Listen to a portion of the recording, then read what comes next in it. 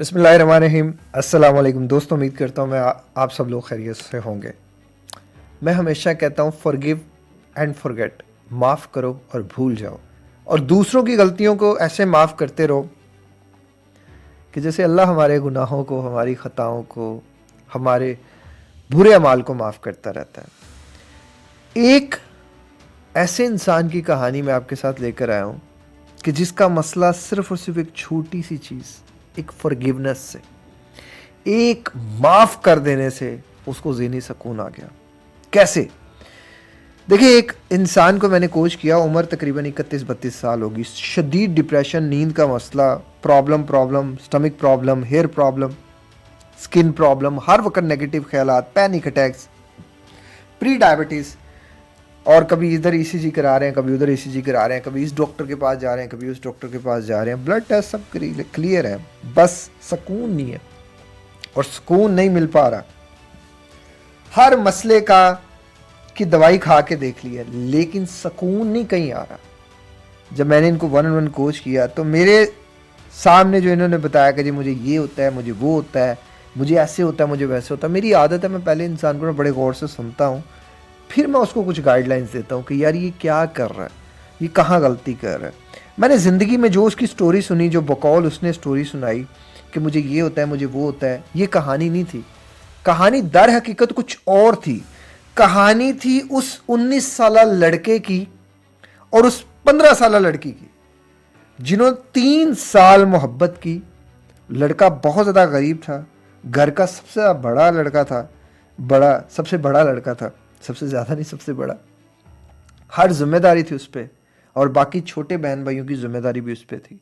बाप बेचारा गरीब था, कोई इतनी ज़्यादा उसकी इनकम नहीं थी, लेकिन उस लड़के के ख्वाब बहुत बड़े थे और उस लड़की ने उसको ख्वाब बहुत बड़े दिखाए थे। उस लड़के ने ज़िंदगी में पहली बार किसी लड़की के लिए बाज़ार में रेडी लगाई, और उस रेडी लगा के उस लड़की को बटन्स वाला मोबाइल लेकर दिया, और उस लड़की के ख्वाबों को पूरा करने के लिए वो जो लड़का था, 19 साल लड़का, उसने फैसला किया कि वो डंकी लगा के इटली जाएगा। और वो सफ़र इतना मुश्किल था, इतना तकलीफ दे था, इतना पेनफुल था कि 2 साल उसने अजियत में गुजारे। उन 2 सालों में ना घर बात हो सकी, ना लड़की से बात हो सकी, ना दोस्तों को पता था कि जिंदा के मर गया। घर वाले समझ बैठे कि शायद मर गया, अब ये पलट के वापस नहीं आएगा। और वो जो 15 साल शब्बो थी, उसका हाथ कोई और ले गया, वो किसी और की जिंदगी की शब्बो बन गई। अब लड़की ने भी समझा कि वो मर गया है, लड़की के घर वालों ने भी समझा कि मर गया है। क्योंकि लड़की के घर वालों को तो खैर पता नहीं था, लड़की को पता था। जब लड़की के घर में एक प्रपोजल आया कि जी इस तरह एक लड़का है और उसका भाई जो है वो बाहर होता है और खाते पीते लोग हैं। अब लड़की चूँकि कहीं ना कहीं थोड़ी सी थी पैसों की उसमें, तो उसने उस लड़के से शादी के लिए हाँ कर दी। उसके घर वालों ने भी जो है वो रिश्ते को एक्सेप्ट कर लिया। अब कहानी का ट्विस्ट हुआ यहाँ से कि जिस लड़के के साथ शादी हुई, वो जो इटली में बैठा हुआ आदमी था, वो उसी का छोटा भाई था। जब ये बात उसको पता चली, अब उसको कैसे पता चली? इन लोगों ने जब मंगनी की, और उस मंगनी की तस्वीर जो है जब उस तक पहुंची, अब जब उस तक पहुंची तो वो इंसान इंतहाई परेशान था कि जिस लड़की के लिए, जिसकी मोहब्बत के लिए मैं यहाँ आया हूँ, और वही मेरी नहीं है।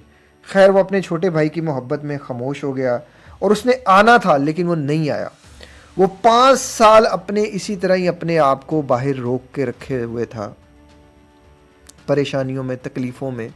लेकिन वो अंदर ही अंदर जो है ना, वो जलता रहा, कुड़ता रहा कि ये क्या किस्मत ने मेरे साथ किया है। फिर वो लड़की को भी पता चल गया कि ये जो है उसका बड़ा भाई है। लड़की ने खैर उस पर कभी कोई बात नहीं की, उसने, उस आदमी ने भी नहीं की। लेकिन वो फिर बाद में पाकिस्तान वापस आया। अब जब पाकिस्तान आया तो वो लड़की के जब सामने जाता तो वो तो बहुत ज़्यादा परेशान हो जाता। वो लड़की के सर पे तो जैसे वो कोई जूं भी नहीं रेंगती ना, उसको तो वो भी ना होता। खैर वो समझता कि शायद जो इसको कुछ याद आता हो, लेकिन उस लड़की को ज़रा बराबर भी याद नहीं आता था। वो अंदर ही अंदर इस बात को सोचता कि यार इसके लिए मैंने ज़िंदगी में इतना किया, इसके जो है वो स्कूल की फीसें मैंने दी, इसको गिफ्ट्स लेकर दिए, इसको ये किया, इसको वो किया, इसके लिए मैं डंकी लगा कर गया, इसके लिए मैं दरियाओं में जो है वो तैरता रहा, भूखा रहा, प्यासा रहा, और इसके नज़दीक मेरी कोई वैल्यू नहीं। उनके घर वालों ने ना उस आदमी की शादी कहीं और कर दी, उस लड़के की शादी कहीं और कर दी। अब शादी हो गई, लड़की भी इंतहाई अच्छी, जो अल्लाह ताला ने उनको वाइफ दी वो इंतहाई अच्छी, हर चीज़ उसमें अच्छी, लेकिन वो बंदा फिर भी एक जगह पे स्टक है। उसी जगह पे बार बार सोच रहा है कि यार मैं क्यों इटली गया, यार मैंने क्यों ऐसे इंसान को छोड़ा, मुझे वो इंसान नहीं मिला, मेरी दुनिया खत्म है। और वो लड़की उसी के घर में रहती है और वो अजनबियों की तरह मिलती है, वो देखती तक नहीं, बस सब जहां सब बैठे हैं सलाम कर देगी, अकेले में देखेगी तक नहीं उस मर्द को। और वो मर्द उसके लिए रो रहा है, परेशान हो रहा है। पता है इससे भी ज्यादा दुख दर्द तकलीफ वाली बात क्या है? वो जब आपस में लड़का और लड़की, वो 15 साल लड़की और वो 19 साल लड़का जब आपस में बैठ के बातें करते थे ना, लव बर्ड्स, उन्होंने अपने बच्चों के नाम कुछ डिसाइड किए हुए थे कि अगर हमारा बेटा होगा तो हम ये नाम रखेंगे, और अगर हमारी बेटी होगी तो हम वो नाम रखेंगे। अब वही नाम अपने भाई के बच्चों का रखना, वो उस आदमी को याद नहीं आता होगा, वो उसके सबकॉन्शियस में कहीं ना कहीं पैटर्न नहीं डाल के बैठा होगा कि यार एक लड़की के लिए मैंने इतना कुछ किया और वो मुझे देखती नहीं, वो मेरी तरफ ऐसे नहीं करती, वो मुझसे मोहब्बत के दावे करती थी, जो कहती थी तुम चले जाओ, मैं तुम्हारे नाम की हूं, हमें एक अच्छा मुस्तकबिल चाहिए, हमें रोजगार चाहिए, हमारा इतना, हमें घर चाहिए, गाड़ी चाहिए, मैं तुम्हारे साथ हूं, मैं तो जाना नहीं चाहता था, उसने मुझे भेजा। आज वही इंसान मेरा नहीं है, मैं क्या करूं? मुझे उसकी बुरी बातें अच्छी बातें याद आती हैं, मैं उनको नहीं भूल सकता कि मैंने उसके साथ इतना कुछ किया। मैंने भाई को फिर समझाया, दोस्त ये दुनिया है, आप एक्सपेक्ट करते हैं या नहीं करते, जो आप सोचते हैं या जो आप नहीं सोचते, होता वही है जो अगला चाहता है, होता वही है जो अगला करता है। आपके या मेरे सोचने से अगला इंसान कभी नहीं बदल सकता। आप क्या करोगे? आप दावे में रहोगे कि मैं उससे मोहब्बत करता हूं, मैं उससे मोहब्बत करता हूं, कितनी देर तक आप छुपा लोगे? ये जो आपकी वाइफ अभी आई है, एक वक्त आएगा ये भी कभी ना कभी जान जाएगी, ये भी आपसे दूर हो जाएगी, और घर में तमाशा अलग लगेगा, माँ बाप को पता चलेगा आपकी क्या हैसियत रहेगी, और छोटे भाई को पता चलेगा तो वो क्या। अब जब उस लड़की ने कभी आपको इस काबिल नहीं समझा, आपकी मोहब्बत पे कभी इतना यकीन नहीं किया, फिर आप क्या सोचते हैं कि आप ये सब करके कितनी देर अपने आप को बीमार करते रहेंगे? जो हुआ किस्मत का खेल था, ठीक है माफ़ कर दें, लेकिन इसमें आपके लिए बहुत बड़ी लर्निंग ये थी कि आपने गलत इंसान पे इन्वेस्ट किया।